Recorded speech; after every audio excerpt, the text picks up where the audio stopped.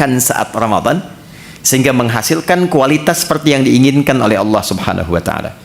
Dalam bahasa Arab, seorang yang telah lapang sehingga menerima apapun dia siap melakukannya, maka dalam bahasa Arab itu disebut dengan marhaban namanya. Dari kata rahiba yarhabu. Jadi kalau orang Arab mengatakan marhaban ya akhi, selamat datang ya saudaraku, menyambut tamu misalnya, itu maksudnya saya betul-betul lapang menerima Anda. Silahkan, apapun yang Anda inginkan di sini boleh. Mau duduk silahkan, makan silahkan. Maka mereka mengatakan nazaltum ahlan wa halaltum sahlan. Disingkat ahlan wa sahlan. Nazaltum ahlan, Anda tiba di sini anggap rumah sendiri. Ya. Nah, rumah sendiri kan juga tidak harus seperti yang punya rumah ya. Ya, silahkan makan, minum, tapi kan ngepel enggak ya. Ya, nyapu enggak ya. Jadi silahkan nikmati senyamannya. Halaltum ya, dan apa yang Anda sekarang mau nikmati semua halal. Silahkan. Itu orang mengatakan marhaban. Nah, kalau kita ingin melapangkan hati supaya apa yang datang apapun itu mudah kita terima, maka bahasa Arabnya tambahkan tasydid di kata kerja asal. Dari rahiba jadi rahaba. Yurahibu. Sifatnya disebut dengan tarhib. Maka dari sini kenapa muncul istilah tarhib Ramadan? Tarhib itu asalnya usaha untuk melapangkan hati seluas-luasnya sehingga siap menerima dan menyambut apapun yang akan dihadapi kemudian. Jika tarhib ini dilekatkan dengan Ramadan, maka memberikan kesan upaya untuk melapangkan keadaan hati dan jiwa sehingga ketika Ramadan datang sebagai tamu istimewa itu, apapun yang diperintahkan siap untuk dilakukan. Itu gambarannya. Nah, sekarang apa materi tarhib Nabi Sallallahu Alaihi Wasallam yang pernah beliau sampaikan kepada sahabatnya yang menjadi kurikulum untuk diwariskan sehingga dengan warisan ini setidaknya mendekati kualitas para sahabat-sahabat ataupun tabi'in di era itu yang bisa kita capai di masa-masa yang berbeda. Yang pertama, saya cepat. Di sini ada ibu ya. Nah, jadi saya sapanya Bapak Ibu kan. Bapak Ibu hadirin sekalian. Yang pertama, penting diketahui bahwa goal dari Ramadan itu ada 3. Jadi seseorang disebut berhasil melewati pendidikan Ramadan bila setidaknya dia bisa mendapatkan 3 goal yang diharapkan yang langsung Allah tuangkan dalam Al-Quran. Yang pertama, ada yang dinamakan dengan peningkatan ketakwaan personal. Itu yang ada di Al-Baqarah di ayat 183. Jadi Ramadan desainnya dihadirkan oleh Allah ibadah selama sebulan. Nanti harapan pertamanya ditujukan supaya membentuk karakteristik setiap muslim itu yang memiliki ketakwaan personal yang tinggi. Dalilnya Quran surah kedua ayat 183. Ya ayyuhalladzina amanu kutiba alaikumussyam kama kutiba alal ladzina min qablikum la'allakum tattaqun. Nah, ketika menunjuk tattaqun itu menggunakan kata kerja kedua. Nanti saya bedah. Ya. Jadi supaya kalian kan ke kita. Jadi Allah mengkhitab kita secara personal. Aku siapkan puasa ini ya, dan dipanggilnya nanti untuk semua tanpa kecuali. Nanti saya detilkan tujuan dasar pokoknya supaya membentuk karakteristik ketakwaan personal bagi setiap individu muslim. 1. 2, saya cepat. Ramadan juga disiapkan oleh Allah untuk membentuk ketakwaan sosial. Jadi bukan sekedar secara pribadinya menjadi lebih baik, tapi ternyata kebaikan personal ini baru punya nilai optimal dalam pandangan Quran jika auranya sudah mampu ditebarkan ke lingkungannya. Karena itu puasa nggak biasa nanti desainnya. Ya, nanti akan melatih kita saat yang bersamaan untuk berinteraksi secara sosial dan mengoptimalkan semua karakter sosial kita. Sehingga goalnya akan terlihat bukan hanya dengan Allah yang punya hubungan baik. Jadi kalau dengan Allahnya baik, dengan manusianya tidak baik, belum sempurna Ramadannya. Dan yang ketiga, membentuk karakteristik manusia yang bersyukur kepada Allah Subhanahu wa taala. Ketakwaan personal, Ketakwaan sosialnya ada di ayat 187, dan karakter syukurnya ada di ayat 185. Itu saja akan kita bedah di kesempatan kali ini. Saya akan coba optimalkan di 45 menit ke depan. 15 menitnya kalau ada sekiranya yang Anda ingin sampaikan untuk kita diskusikan, kita bisa optimalkan di sisa waktu itu. Saya bisa menulis ya. Baik, kita mulai sebentar. Bismillahirrahmanirrahim. Pelan-pelan. Jadi yang pertama, kita mulai dari segi ketakwaan personal. Ya. Takwa secara personal. Dalilnya Quran surah kedua ayat 183. Pelan-pelan. Ya ayyuhalladzina amanu kutiba alaikumus siyam kama kutiba alal ladzina min qablikum la'allakum tattaqun. Apa yang dimaksud dengan ketakwaan personal? Ini dulu. Bapak Ibu, teman-teman sekalian, bila terdapat kata takwa di dalam Al-Qur'an, itu setidaknya disebutkan derivasinya sebanyak 240 kali. Nah, desainnya terbagi pada 3 bagian.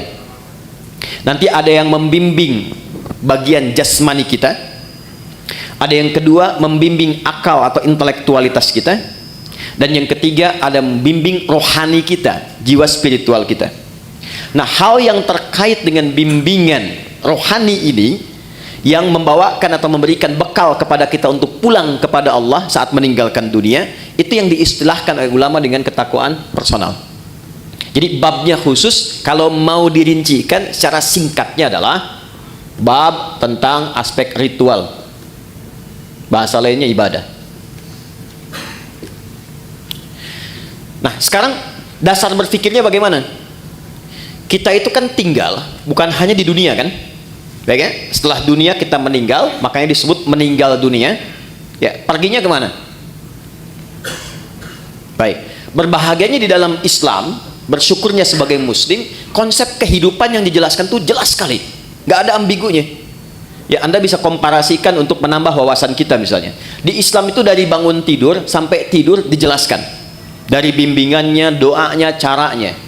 Meninggal dunia sampai ke bab kematian dijelaskan. Mau wafat tuh silahkan, cara yang tenang seperti ini. Setelah meninggal diinfokan, Anda kalau meninggal dunia tempat transitnya, makanya disebut barzakh. Barzakh tuh waiting room, tempat pemisah, namanya kubur. Ada ayatnya, ada hadisnya, ada detailnya. Setelah itu kemana? Dari dunia ke akhirat. Tempatnya cuma 2, imma di surga atau neraka. Ini tempat menunggunya disebut barzakh, alam pemisah. Alamnya disebut barzakh, tempatnya disebut dengan kubur. Jelas semua, ayat, hadis, dalil lengkap. Nah, sekarang pertanyaannya, kalau kita di dunia saja berkehidupan butuh bekal, Anda nggak mungkin datang ke kantor ini tanpa bekal. Dan di sini pun bekerja mencari bekal kan? Dan kita kadang-kadang tugas, apalagi di EP kan, tugas misalnya keluar eksplorasi di setiap tempat kan punya aturannya sendiri ya. Datang ke Amerika, mata uangnya sudah beda, currency-nya sudah lain, bekalnya sudah berbeda. Nah, sekarang kalau kita meninggalkan dunia, bekalnya apa? Sedangkan yang kita kumpulkan di dunia itu nggak akan dibawa ke barzah, aja nggak dibawa. Ya, ada di antara kita yang dikubur bawa handphonenya. Kalau saya kangen nanti miss call aja, kan nggak bisa kan? Ya, pakaian aja kan ganti kan? Ganti loh. Teman-teman masih pakai seragam tuh, ya kan? Seragamnya saat ke alam kubur kan beda kan? Ya kan? Nggak ada kantongnya loh Pak. Boleh dicek nanti tuh, ya? Kainnya cuma 2, perempuan tambah 1, kerudungan, ya kan? Maka yang belum berkerudung dipikir-pikir dulu ya, supaya malaikat nggak aneh nanti nanya, kamu masuk kubur kok pakai kerudung? Di dunianya enggak ya? Ini untuk latihan saja ya, pertanyaan. Balikin. Jadi masuk ke alam kubur saja, kita sudah meninggalkan semua yang kita kumpulkan di sini. Karena hukum mengatakan setiap berpindah tempat itu pasti bekalnya tidak akan sama, pasti berbeda. Hukum ini berlaku fitrah saat berpindah kemanapun, apalagi berpindah ke sini dan ke sini. Maka pertanyaannya, bekal apa yang kita bawa saat berpindah dari dunia? Nah, inilah yang kita siapkan sejak berada di dunia supaya saat pindah ke sini sudah siap. Maka Allah kemudian menurunkan kepada kita usaha-usaha personal selain yang kita kerjakan dalam kesibukan dunia untuk menyiapkan bekal akhirat. Bekal inilah yang disebut dengan ibadah. Aspeknya masuk kepada aspek ritual dan spiritnya masuk pada ketakwaan personal. Inilah sebabnya kenapa Allah meminta kita sholat, meminta kita baca Al-Quran, meminta kita haji, minta kita umrah.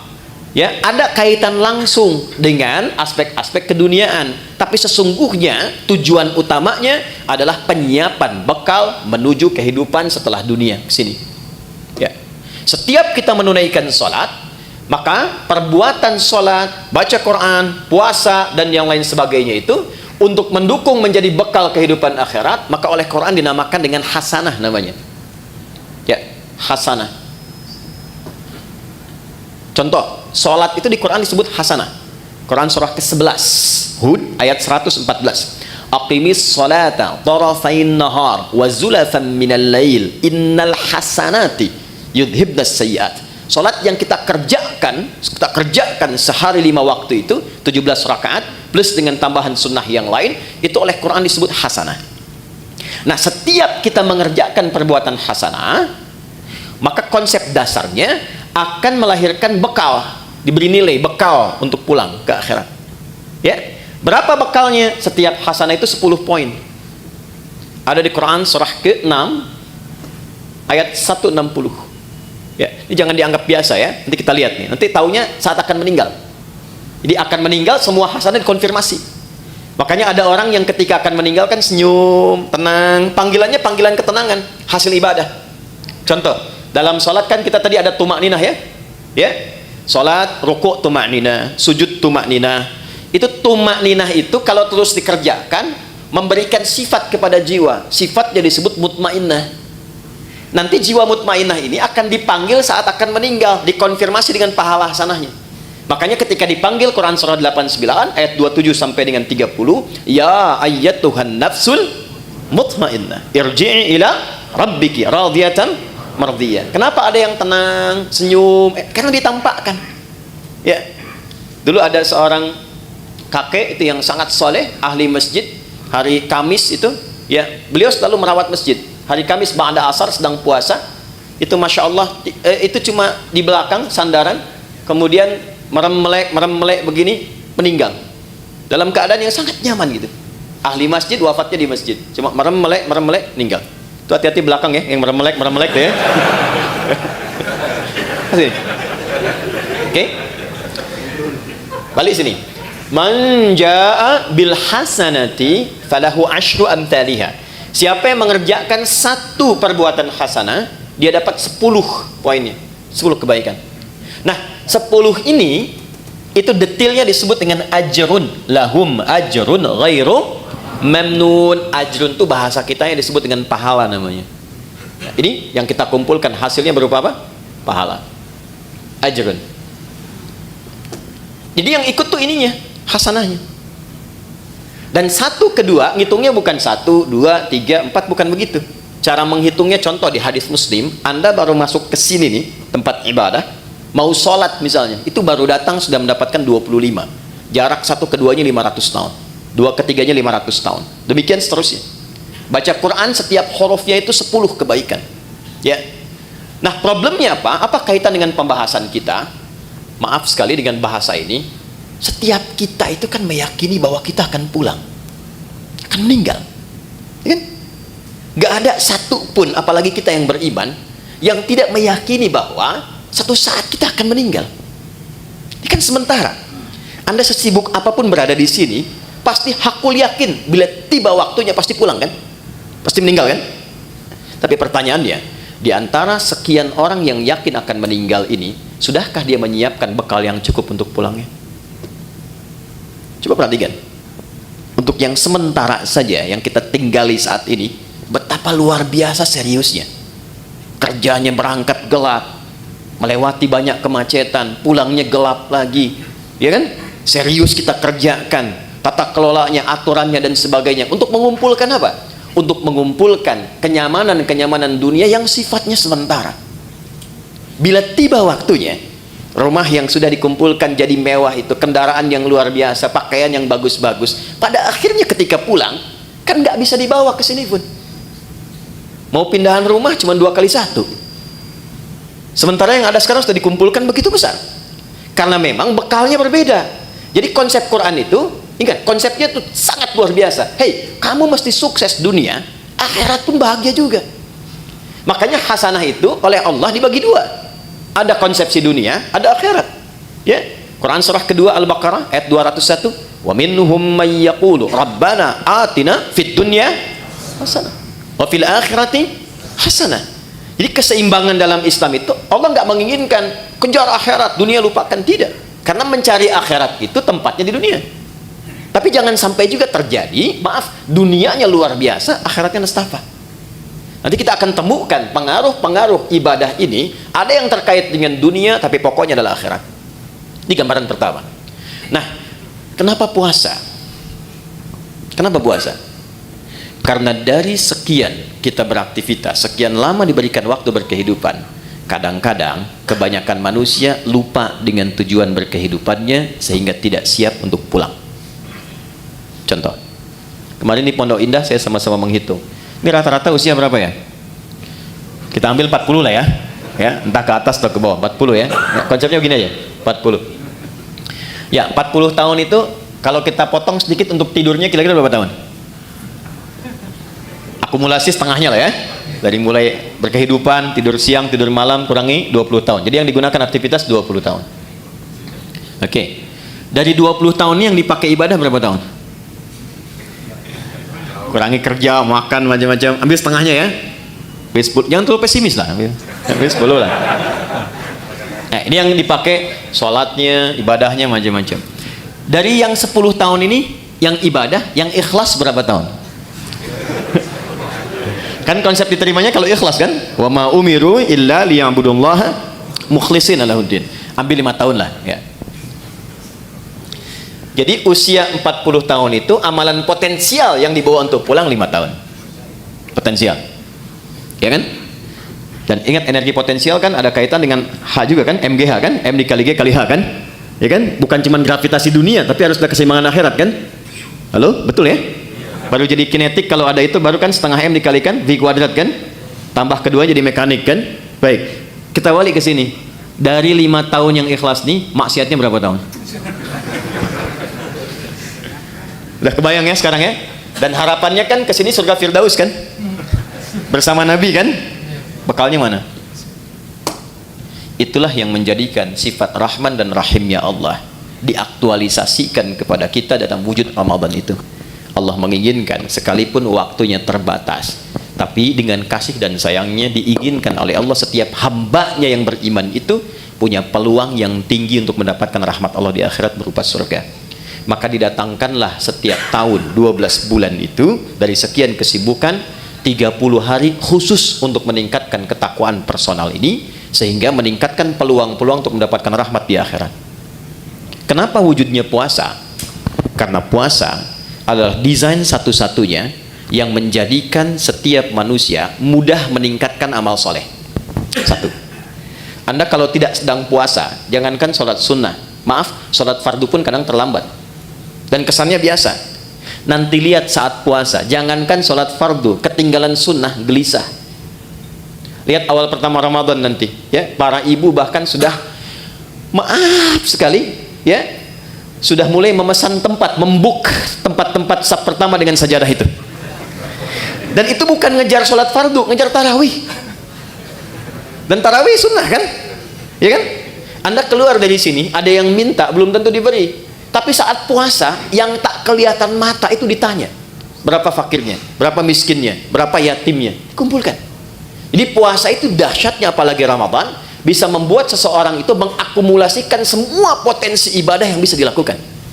Orang yang nggak pernah ke masjid itu Ramadan bisa saf pertama. Tapi saya tidak katakan setiap yang saf pertama nggak pernah ke masjid ya. Tapi bisa datang itu luar biasa. Ya, Quran yang nggak pernah, jarang ngaji itu bisa tadarus. Itulah dahsyatnya Ramadan. Satu.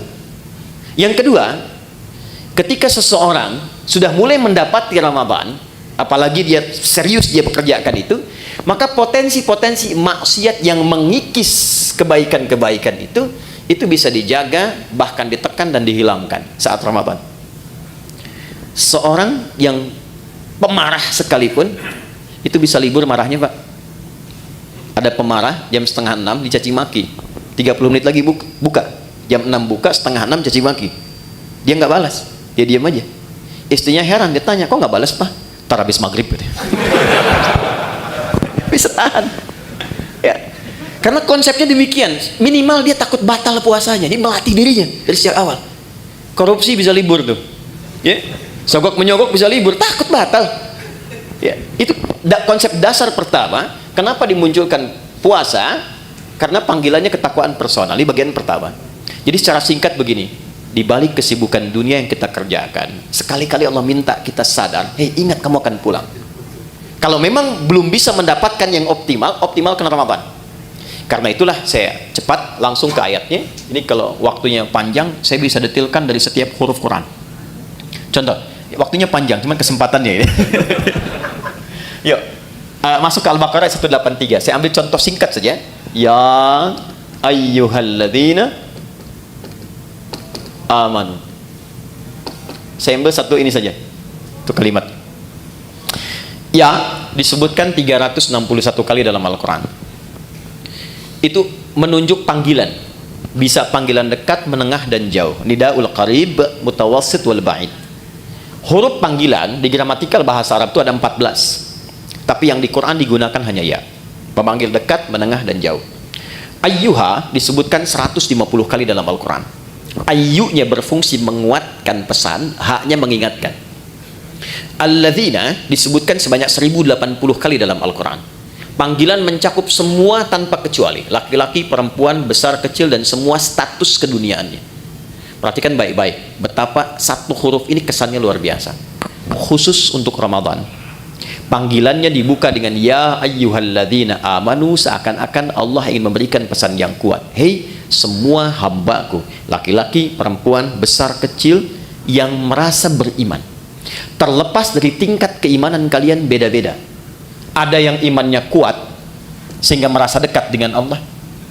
Konfirmasi iman kuat itu begini, kita kalau ingin ukur iman kita kuat atau lemah ya, nanti ukurannya di Quran surah ke-8 ayat yang kedua contohnya. Innamal mu'minuna alladzina idza dzukirallahu wajilat qulubuhum. Insan beriman yang sejati itu ukurannya kalau dipanggil disebutkan nama Allah, itu ada getaran di hatinya, mengonfirmasi.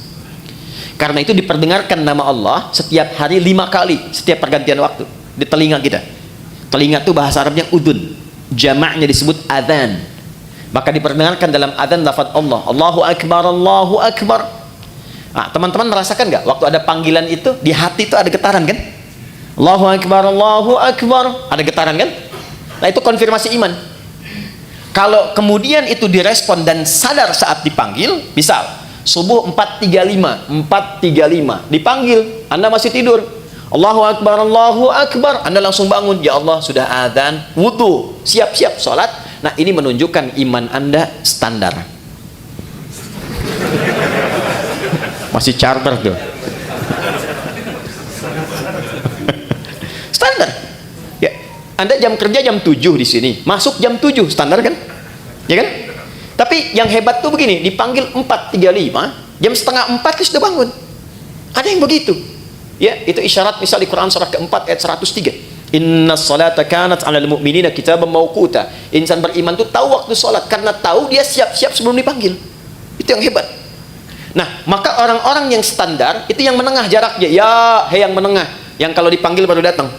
Ya, atau yang merasa imannya kuat, sebelum dipanggil sudah siap-siap. Ada yang lemah, dipanggil 4.35, dia baru bangun 5.34. Pun belum ingat sholat. Ya. Tapi dahsyatnya dalam Ramadan, di hari pertama dipanggil, Allah tidak melihat semua tingkat keimanan itu. Allah panggil semua dengan satu huruf yang sama, seakan-akan mengatakan begini, aku tidak peduli betapa tingkat iman kalian, maka di detik ini aku panggil semua tanpa kecuali. Yang lemah aku kuatkan, Yang menengah aku dekatkan, yang dekat pun aku tambahkan kekuatan kembali. Itulah yang menjadikan semua kita, tanpa peduli karakteristik imannya, parameter tingkat rendah dan tingginya. Coba lihat bukti ayat ini. Di awal Ramadan semua semangat. Lihat nanti hari pertama Ramadan. Ya, kita insya Allah tanggal berapa nanti? Tanggal 1 Ramadan, ya, 1 Ramadan. Yang kemungkinan Masehinya nanti saya sampaikan belakangan saja, ya, belakangan saja. Tapi insya Allah sama 1 Ramadan. Pas 1 Ramadan malam tarawih itu semua akan kumpul di masjid. Terlihat, nggak peduli apakah dia jarang ke masjid, apakah dia jarang berjamaah, itu bisa kumpul semua. Tapi problemnya adalah Allah turunkan rahmat itu hanya di awal untuk memberikan sebuah bekal dasar. Nah, apakah kita mampu menjaga itu atau tidak sampai akhir, itu kembali kepada manusianya masing-masing. Itulah sebabnya butuh tarhib. Kalau nggak disampaikan dari tarhib, itu bisa terjadi kemajuan. Anda awal sampai 10 sah, hari kedua maju 9, 3, 8, ya, terus sampai dekat mudik kosong kan, ya. Dan itu selalu diingatkan sebelum Ramadan, tapi kejadian terus gitu. Coba lihat nanti, ya. Karena apa? Motivasinya berbeda. Motivasinya berbeda. Nah, ini poinnya. Jadi di awal Ramadan, ya sudah diingatkan dalam ayat yang pertama turun, Allah berikan perangkat kemudahan bagi setiap personal untuk mendekat kepada Allah, supaya terjadi peningkatan ketakwaan. Dahsyatnya apa? Ini motivasi pertamanya. 1. Saya langsung kembali ke hadis di Al-Bukhari. Perhatikan baik-baik. Man shama Ramadhana imanan wa ihtisaban, ghufira lahu ma taqaddama min dhanbi. Masuk malamnya, hadis yang sama, beda diksinya. Man qama Ramadhana imanan wa ihtisaban, ghufira lahu ma taqaddama min dhanbi. Karena pertama kali masuk Ramadan kita ibadah malam, salat, disebut dengan qiyam, pekerjaannya disebut dengan qama. Perhatikan anugerah besarnya saat Ramadan. Dari alladzina dipersonifikasi jadi man. Kalau man itu sudah ke personalnya. Kalau alladzina masih umum. Siapapun dari yang banyak ini, malamnya memulai dengan menyiapkan diri untuk menunaikan tarawih. Man qama Ramadhana, khusus Ramadan, bukan yang lain. Imanan, karena panggilan imannya merespon seruan Allah. Di Allah panggil, ya ayyuhalladzina amanu, Anda datang dengan iman itu. Jadi bukan karena orang lain tarawih Anda ikut, bukan karena imamnya bagus saya ke situ gitu, bukan. Karena kesadaran bahwa selama ini saya sibuk, jarang nyari akhirat. Selama ini orang sudah menghafal Quran, saya baca aja belum punya waktu. Selama ini orang tahajud, saya masih kejar kerja lagi, dapat meninggal bekal belum siap. Maka ketika diberikan Ramadan, saya sadar ini peluang saya. Maka dia datang dengan imannya. Begitu datang dengan imannya, dia mengoreksi dirinya. Dia sadar, ya Allah, selama ini saya sibuk, Engkau berikan aku kesempatan sekarang untuk mendekat kepadamu. Lalu dia bacakan kalimat yang Nabi ajarkan kepada Sayyidah Aisyah Ummul Mukminin. Allahumma innaka afuwwun karim, tuhibbul afwa fa'fu anni. Ya Allah, Engkau mencintai orang-orang yang mendekat kepadamu. Engkau maha mulia yang memaafkan. Selama ini hamba sibuk, hamba banyak berbuat maksiat. Malam ini hamba menegadah kepadamu untuk memohon ampunanmu. Itu yang disebut ihtisaban. Begitu keluar kalimat itu, memohon ampun kepada Allah, maka ghufira lahu ma taqaddama min dzambi. Sambil ingat dia dosa-dosa yang pernah dia kerjakan, semua kesalahan yang pernah dilakukan gugur. Ini dahsyatnya Ramadan, gugur. Makanya sering oleh Bilal itu saat Ramadan sering diingatkan kan? Ya, yang mengingatkan kadang-kadang saat Ramadan ada di samping imam itu, Allahumma innaka afuwwun karim tuhibbul afwa fa'fu anni. Diingatkan supaya menghadirkan rasa-rasa kenikmatan bertobat kepada Allah. Itu ketika Anda mengucapkan kalimat itu, maaf sekali, disertai dengan keimanan, bukan kalimat biasa. Anda ingat dosa yang lampau, ingat koreksi diri, memohon kemuliaan Allah, ghufira lahu ma taqaddama min dzambi. Semua dosa-dosa yang pernah dikerjakan ditobati di malam itu gugur langsung. Kecuali utang ya, maaf. Utang tetap berlaku, ya. Utang itu harus lunas, bukan dengan taubat jadi lunas, tidak. Ya. Apa faedahnya? Begitu selesai, dosa diampuni, Anda bangkit misalnya, baru takbir, kemudian meninggal, itu masya Allah, meninggal di malam itu dengan taubat gugur semua, dapat satu amalan, sudah faqad waqa ajruhu 'ala Allah. Dosanya hilang, amalannya tumbuh. Jadi peluang mendapatkan rahmat Allah di akhirat ke surga ini menjadi lebih besar. Hisabnya ringan. Itu nggak ditemukan di waktu-waktu lain kecuali Ramadan. Kalau bersamaan itu dengan malam Al-Qadar, bersamaan, maka sholat yang pertama ditunaikan itu langsung pahalanya lebih dari 1000 bulan. Bukan sama dengan 1000 bulan, ingat. Ayatnya mengatakan Lailatul Qadri khairum min, khair min itu lebih dari, bukan sama. 1000 bulan itu kurang lebih 83 tahun lah kalau dikonversi. Lebih dari itu lebih banyak.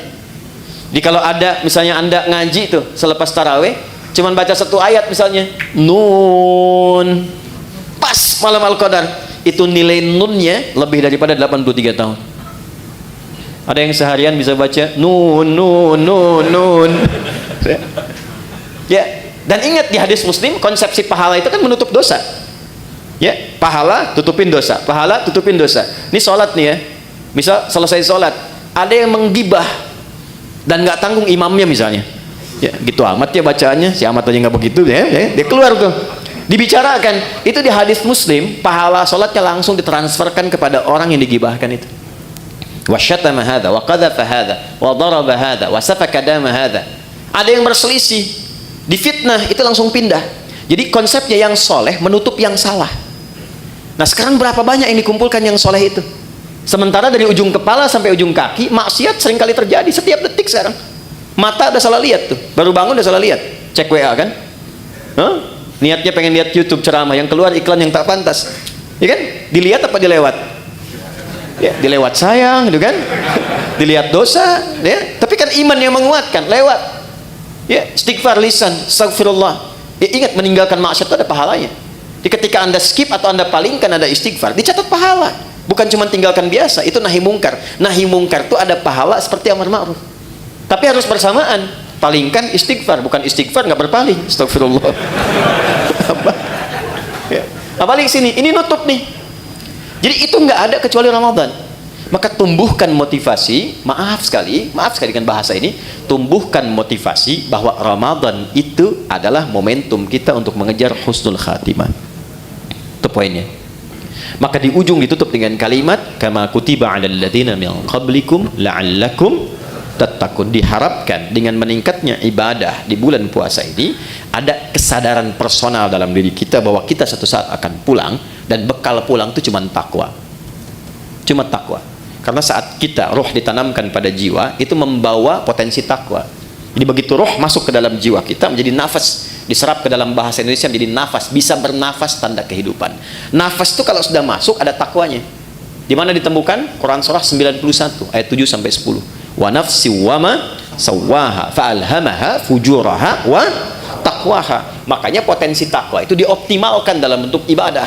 Setiap ibadah itu pasti ada takwanya. Kita sholat barusan, sholat itu dibuka dengan kata iman dan takwa. Dzalikal kitabu la raiba fi hudal lil muttaqin. Siapa orang takwa di situ? Alladzina yu'minuna bil ghaib wa yuqimunas shalah. Puasa jelas. Haji, nanti mau haji itu takwa ujungnya. Al-Baqarah 197, wa tazawwadu fa inna khairaz zadit taqwa. Itu poinnya. Jadi secara singkat, kalau kita dengar kata Ramadan, sandingkan kalimat itu dengan kata pulang. Yuk. Jadi kalau sekarang masih kita abai dengan Ramadan, tanyakan aja kalau meninggal siap nggak bekalnya. Ya, saya tutup dengan satu bagian pertama ini dengan satu kalimat dari Jibril alaihi salam yang Nabi langsung like, kita wajib share, nggak usah komen lagi. Ya, perhatikan komentar Jibril alaihi salam ketika Nabi akan naik ke mimbarnya. Mimbar Nabi itu ada 3 gundakan, step 1, 2, 3. Begitu naik, kata Jibril alaihi salam, ini ada di Al-Mustadrak karya Al-Imam Al-Hakim Naisaburi. Kata Jibril alaihi salam, raghima anfu rajulin au bu'dan, celaka seseorang dan akan jauh dari rahmat Allah, liman adraka ramadhana falam yughfar lahu, yang sudah disampaikan ke Ramadan tapi tak mampu mengonversi Ramadan itu sebagai rahmat untuk meningkatkan ketakwaan dirinya, sehingga tak mampu diampuni oleh Allah Subhanahu wa taala. Dikasih sehari Anda nggak tobat, ada kedua. Hari kedua Anda nggak tobat, ada ketiga. Tapi 30 hari dikasih nggak tobat-tobat, berapa lama lagi waktu yang dibutuhkan oleh Anda untuk mendapatkan rahmat Allah Subhanahu wa taala. Itu poin 1. Pengingatnya saat selesai Id nanti. Dari kata ada ya'udu, tempatnya disebut ma'ad, waktunya disebut dengan mi'ad. Innallaha la yukhliful mi'ad, waktunya. Innalladzi farada 'alaikal Qur'ana laradduka ila ma'ad, tempatnya. Id itu sifatnya. Kenapa di ujung Ramadan disebut dengan Idul Fitr? Bukan hanya mengembalikan ke waktu kita makan lagi, Idul Fitri, tapi mengingatkan bahwa satu saat kita akan pulang, dan pulangnya membawa jiwa yang suci, yang penuh dengan nilai ibadah. Ya, illa man atallaha biqalbin salim. Nah, itu ditunjukkan setiap kali selesai puasa. Berbahagianya di Indonesia ini, kebiasaan Id ini muncul. Mudik kan? Ya kan? Mudik itu kan pulang ke Udi kan? Pulang ke kampung kan? Dan yang pulang itu berani pulang kalau punya bekal. Saya pernah tanya pada seseorang yang nggak mudik, kenapa Anda nggak mudik? Nggak punya bekal, Ustaz? Nggak punya bekal. Tapi yang punya bekal itu semangat pulangnya luar biasa. 3-4 hari sebelum pulang udah siap-siap, dan dia telepon ke tempat yang akan pulang. Maka di tempat itu ibunya, saudaranya udah siap-siap ngecat rumah, makanan diada-adakan, siap penyambutan. Kadang-kadang kan terjadi yang luar biasa ya, luarnya seperti kaleng biskuit, dalamnya rangginang kan. Saya nggak sebut nama produk supaya nggak endorse ya, UMKM nggak apa-apa gitu ya. Itu semua disiapkan, dan yang akan pulangnya itu saking bangganya, walaupun kendaraannya kecil, bekalnya banyak. Motornya kan bebek kan, tapi bekalnya singa kan. Coba lihat, dusnya ditambah lagi pakai pelepah kurma, sampingin lagi pelepah pisang tuh ya kalau di sini ya. Pelepah pisang tambahin dus, tambah lagi, dan dia tuliskan, aku pulang sayang. Kenapa? Karena siap. Di akhirat tuh begitu. Ketakwaan personal ini wujudnya dari sholat, puasa, Quran, haji. Ini yang menjadikan pintu-pintu surga bergantung dengan amalan ini. Di surga itu ada 8 pintunya, dan 8 itulah amalan pokok kita. Makanya nanti ada yang dipanggil dari pintu puasa, yang rajin puasa, pintunya Ar-Rayyan. Ada pintu babus sholah, pintu tahajud, pintu sedekah. Pastikan Anda menekuni ketakwaan personal itu di sisi yang mana sehingga punya kebanggaan saat pulang. Kalau belum sempat baca Quran, saya kasih kabarnya dari sekarang. Saya keliling-keliling Indonesia. Sekarang di setiap tempat tuh berburu Quran. Dari mulai anak-anak kecil yang 3 tahun, 4 tahun, 5 tahun, bahkan yang kata orang gak bisa melihat, matanya buta. Saya selalu katakan Allah tutup peluang mata untuk melihat maksiat. Itu mereka pun sudah mulai menghafal Quran. Dan banyak di antara mereka juga punya kesibukan. Ada yang tempat ber-AC, nyaman, tenang, enak, dengan semua fasilitas, belum mampu mendekat kepada Allah. Maka bandingkan dengan orang-orang yang kerja di lapangan. Ada satu tempat, istrinya itu suka ngambil suluh, suaminya kerja serabutan. Tapi kalau orang datang ke situ, itu Masya Allah, semua yang terbaik dihidangkan, makanan, ikan, dan sebagainya. Dan istri akan mengatakan, Alhamdulillah, Abi itu kalau pulang, Allah kasih uang banyak sekali. Berapa sebulan? Ya kalau nggak 500, 700 ribu. Tapi tahu gak Anda? Istrinya hafal Quran 30 juz dan suaminya 7 riwayat. Dan mereka bekerja dalam diam. Dunianya hasanah, dan mereka menyiapkan akhirat yang sangat dahsyat untuk pulangnya. Karena diantara yang diparadekan oleh Allah untuk pulang itu, dan diperintahkan malaikat berjajar di setiap pintu surga menyambut, itu ahli Al-Quran. Makanya Ramadan kita punya kebiasaan mendalami Al-Quran, salah satunya untuk itu. Nah, jadi kita lihat spirit pertamanya itu. Jadi nanti saat akan ke Ramadan, siapkan agendanya dari sekarang. Ini kurikulum yang Nabi ajarkan. Ya, mohon maaf dari sekarang. Rencana mau berapa juz khatam nanti? Mau berapa juz hafal? Jangan tanggung, 30 juz pasang target hafal Quran. Maksud saya begini, kalau target 30, nyangkutnya kan jelas 28, 27, kan 3 juz ya.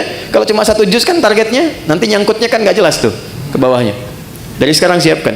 1, sedekahnya ya, kemudian sholatnya, sholat sunnahnya dari sekarang bikin. Menunya keluarkan semua. Nanti checklist, minimal salah satu pernah dilakukan. Ya, checklist 1, 2, 3 selesai Ramadan. Demi Allah saya katakan, rasakan pasca Ramadan apakah ada perubahan, peningkatan ketakwaan personal ini setelah selesai menunaikan puasanya. Nanti cirinya pada bagian ketiga. Saya cepat, saya punya 5 menit lagi. 2, ada jenis kedua disebut dengan ketakwaan sosial. Ayatnya ke 187, lihat ujungnya. La'allahum yattaqun, dari taqiyah. Kalau tak itu Anda, kalian, personal. Kalau ya dibicarakan dia. Kalau dijamakkan tambah un di ujungnya, yattaqun, mereka. Jadi bukan hanya membentuk secara pribadi untuk kita, tapi interaksi dengan lingkungan sosial kita. Hablum minan nas, hablum minal makhlukat. Maka ciri orang yang berhasil puasanya bukan hanya baik secara personal. Tapi implementasi kebaikan personal itu bisa dilihat dari perbuatan baiknya dengan sesama. Makanya saat puasa, anjurannya bukan sekedar meningkatkan ibadah pribadi. Pernah dengar hadis ini di At-Tirmidzi? Siapa yang memfasilitasi bukaan untuk orang puasa, walaupun satu biji kurma saja, satu kurma, ataupun sehirup air saja, maka dia mendapatkan pahala yang sama dengan yang berpuasa itu tanpa dikurangi sedikit pun. Pernah dengar hadis ini? Hadisnya sahih. Tapi jangan salah menyimpulkan ya, bacanya pakai ilmu hadis. Ya nggak usah puasa, fasilitasin aja kurma. Dia nggak begitu. Ya Anda fasilitasin, Anda nggak puasa, Anda dosa, Anda batal. Jadi ruginya 2 kali. Ya, maksudnya apa? Saking tingginya ibadah sosial itu Nabi menginformasikan dengan tingginya tingkat apresiasi yang Allah berikan. Jadi kalau di Quran itu atau di hadis ada motivasi dengan pahala yang tinggi, ini menunjukkan kualitas amalan itu dahsyat, tinggi. Ya, dan banyak sekali terkait dengan puasa itu amalan-amalan sosial. Sedekah, infak, memuliakan yatim, zakat. Ini kan sosial semua. Tapi pernah nggak teman-teman kita semua rincikan itu formulasinya kemana? Contoh misalnya, kan ada zakat, ada infak kan? Baik, zakat itu untuk siapa? Infak untuk siapa?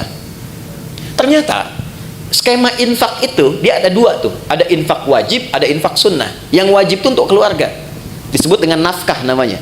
Ya, maka kewajiban kita memuliakan istri, memuliakan anak, cari sekolah yang mendekatkan dia dengan Allah, cari pakaian yang menutup aurat supaya Allah senang. Ya, gambarannya itu wajib dan ada pahala. Kalau antum kerja sekarang berangkat ke sini, diniatkan untuk nafkah karena menaati perintah Allah, Quran surah 4 ayat 34, ya kan? Itu setiap langkahnya ada pahalanya teman-teman. Jangan dikira biasa. Dan kalau antum rajin tahajud, itu dibimbing untuk meningkat karirnya. Quran surah 17 ayat 79 sampai 80. Ini agak cepat aja karena kita sedikit lompat-lompat. Saya balikan, itu nafkah pertama. Niatkan sebagai ibadah dan antum pun akan terjaga. Kalau diniatkan ibadah, antum nggak akan terjebak korupsi. Malu lah masa ibadah berbuat kotor. Ada orang minum bir misalnya pakai bismillah. Bismillahirrahmanirrahim, berkurang dikit dah dosanya gitu kan? Enggak ada. Ya. Orang kalau mau korupsi juga kalau sedang merasa ibadah nggak mungkin dilakukan, dia akan terjaga. Nah, tapi yang terkait dengan Ramadan ini, saya mau tarik ya, nih ke infak sunnah. Saya perhatikan banyak mencarinya keluar dulu, padahal konsep dasar utamanya adalah ke dalam dulu. Quran surah kedua ayat 215. Mungkin ini agak baru. Yas'alunaka madza yunfiqun. Mereka bertanya kepada Muhammad SAW, apa yang akan diinfakkan dan kepada siapa? Kata Allah, "Qul ma anfaqtu min khair." Katakan kalau mereka ingin infak, berikan kualitas yang baik, yang terbaik. Pertama lil walidain, orang tua. Ini dulu. Coba jauh-jauh infak bahkan sampai ke luar negeri dan sebagainya, nggak dilarang. Tapi lihat orang tua sendiri, dari infaki belum? Berapa di antara anak-anak yang mengirimkan bukaan pada orang tuanya, yang mentransfer untuk persiapan Ramadannya? Itu disindir keras oleh Al-Quran di Quran surah 46 ayat ke-15.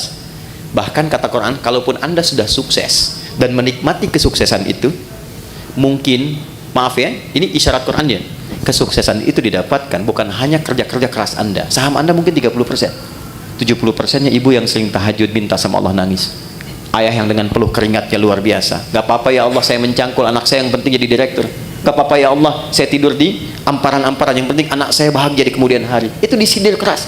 Makanya ketika Anda sukses, doa pertamanya menyertakan orang tua.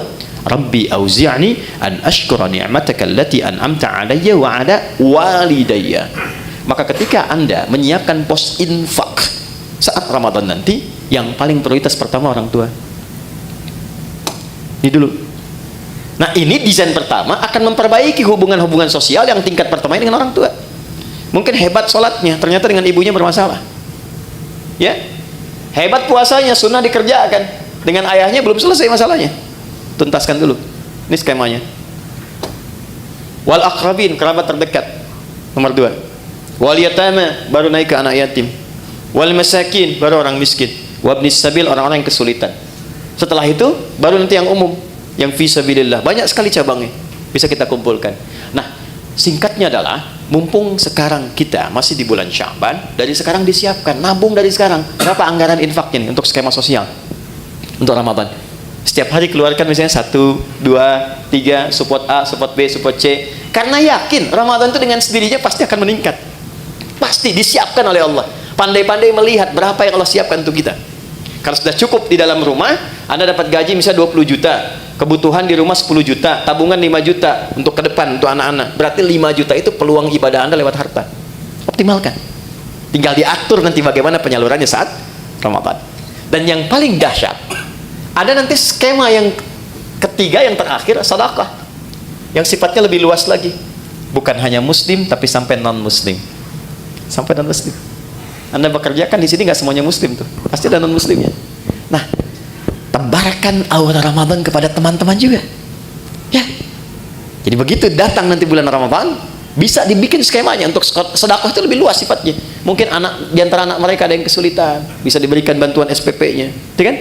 Ada di antara mereka yang tertarik dengan Islam, berikan kemudian pendalaman dengan buku-buku keislaman. Biayanya boleh dari skema ini.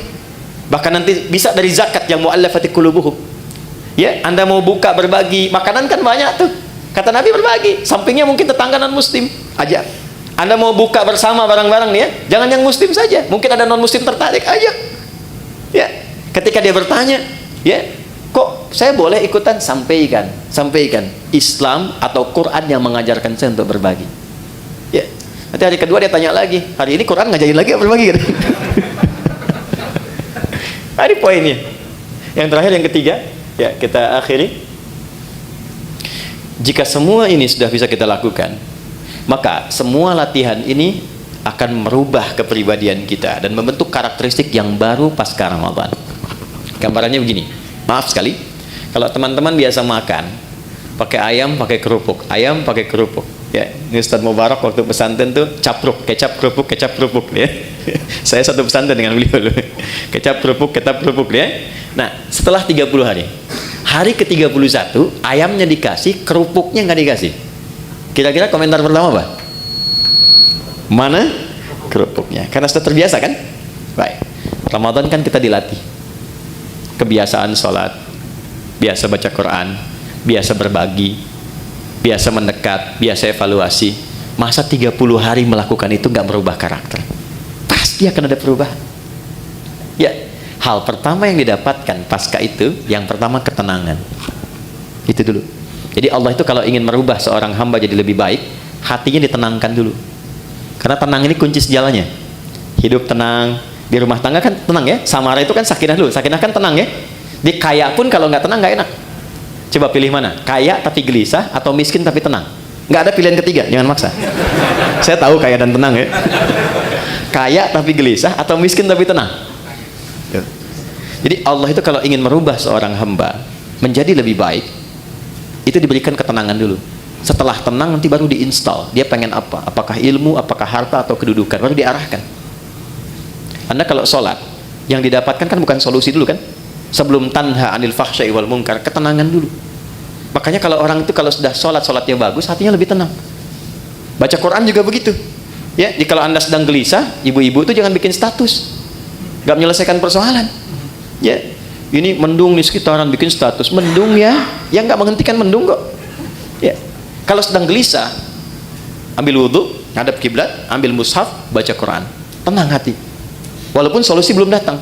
Nah, Ramadan pun begitu. Ketika Allah ingin tanamkan hidayah pada seorang hamba, yang diberikan pertama ketenangan, lebih tenang pribadinya. Kedua, lebih nikmat dalam beribadah, lebih berkualitas, merasakan peningkatan kualitas dalam ibadah. Jadi ada kecenderungan ingin nambah, ada mulai rindu dengan tarawih, padahal mau berakhir, ya kan? Maka saat itulah kemudian tanda awal dari Allah bahwa hidayah telah ditanamkan dalam diri kita. Ketika ditanamkan pada diri itu, maka wujud yang terakhir yang Allah inginkan, walitukabbirullaha ala ma hadakum wa la'allakum tashkurun, membentuk pribadi yang lebih bersyukur. Apa itu syukur? Secara singkat, syukur adalah mampu mengonversi semua nikmat yang Allah berikan pada setiap tempat yang Allah kehendaki. Maaf, lisan ini fungsinya untuk bicara, tapi Allah menginginkan bukan sekedar bicara yang baik-baik. Itulah syukur. Syukur dengan mata melihat yang baik-baik, syukur dengan tangan menulis menggerakkan yang baik-baik. Maka orang yang lulus puasanya, puasa itu akan merubah kepribadian dirinya menjadi lebih baik sebagai syukur kepada Allah Subhanahu wa taala setelah menyelesaikan pelatihan selama 1 bulan itu. Karena dia mendapatkan syukur itu, maka dia coba mengekspresikannya dengan bertakbir. Itulah sebabnya hari pertama di bulan Syawal kita bertakbir, Allahu Akbar, Allahu Akbar, Allahu Akbar. Takbir itu ada 2 jenisnya, ya. Ada takbir perjuangan, ada takbir sebagai syukur. Nanti ada yang menambahkan ulama dengan takbir ibadah seperti dalam sholat. Takbir perjuangan itu saat berjuang, Allahu Akbar, Allahu Akbar, Allahu Akbar. Bung Tomo teriak Allahu Akbar, yang lain Allahu Akbar. Sampai di undang-undang kita nama Allah masuk atas berkat rahmat Allah yang Maha Kuasa sebagai wujud perjuangan kita. Ada takbir dari syukur sebagai wujud Allah telah memberikan hidayah kepada kita. Itu boleh bertakbir. Ya. Anda misalnya puasa, kalau saya dapat sesuatu, saya pengen puasa, begitu dapat diberikan Anda puasa, Anda bertakbir misalnya Allahu Akbar itu sunnah, boleh untuk dilakukan. Nah, jadi secara singkat, lulus puasa, jadilah pribadi yang lebih baik dekat dengan Allah, bersikap mulia terhadap sesama, saat yang bersamaan mampu menata diri dari ujung kepala sampai ujung kaki menjadi pribadi yang lebih baik. Itulah esensi Ramadan yang Allah perintahkan lewat Rasulullah untuk berlatih selama kita menunaikannya. Adapun detailnya nanti insya Allah kita sudah siapkan, saya siapkan nanti tayangan full selama Ramadan untuk menurunkan detail dari semua ini. Ini amalannya apa, ini prakteknya apa, evaluasinya apa. Insya Allah nanti teman-teman bisa terhubung dengan Adihidayat Official. Kita siapkan nanti setiap hari, setiap Ramadan ada tuntunan, dan saya siapkan buku juga yang spesifik untuk itu. Nanti teman-teman bisa akses dan diinfokan setelah selesai. Ya, dicetak kita bisa infokan sehingga Anda punya kurikulum yang bisa Anda pedomani selama Ramadan.